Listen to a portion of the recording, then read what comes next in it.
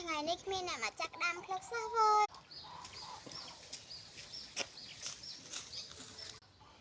ម៉ែកូនសំលុយ5ហើយពងមួមករឿងអត់មានអ្នកមកចាក់ដាំផ្លុកផងថ្ងៃមកសុំលុយត្រូវម៉ងលើហើយហងឯង45ហើយសោះគ្មានលុយដែរកំបានដែរមកកន្ទឿនេះចេញស្គាល់ពីមុនអញទៅអញកំពុងមួមកផងម៉ែវាយខ្ញុំទៅខ្ញុំប្រាប់ប៉ាថាម៉ែនឹងលេងល្បែងហើយទៅអញជួយដេកដាប្រាប់ម៉ែពេលអស់មកទៅធ្វើការវិញតែឆ្ងាយទៅ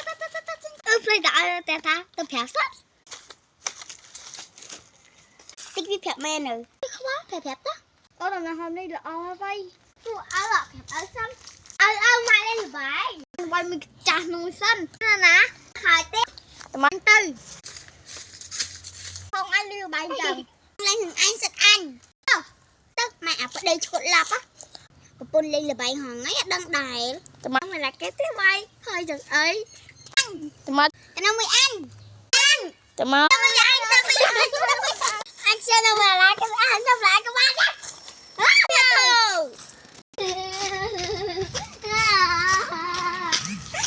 នេះលងមកលេងហើយមួយអើធ្វើការមានតែគេនៅមួយទេបើនៅមួយម៉ែលេងល្បែងមានលុយចាយទេទៅនៅមួយណាគេ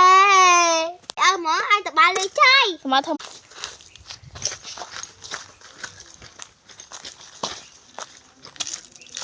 មួយអើយអញនៅមួយម៉ែของឯងម៉ែក៏បានដែរ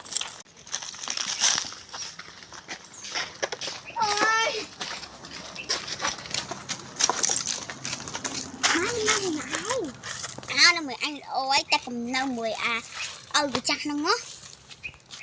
មួយម៉ែតាបានលុយឆៃឯងហើយកន្លងផុតទៅទៅចាប់លុយម៉ែសិន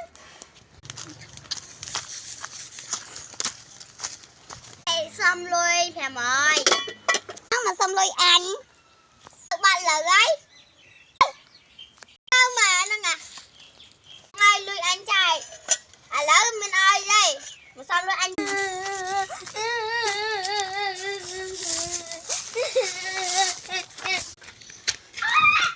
អូយមកខ្មោចខ្ញុំហើយសូមរងចាំភាពបន្ត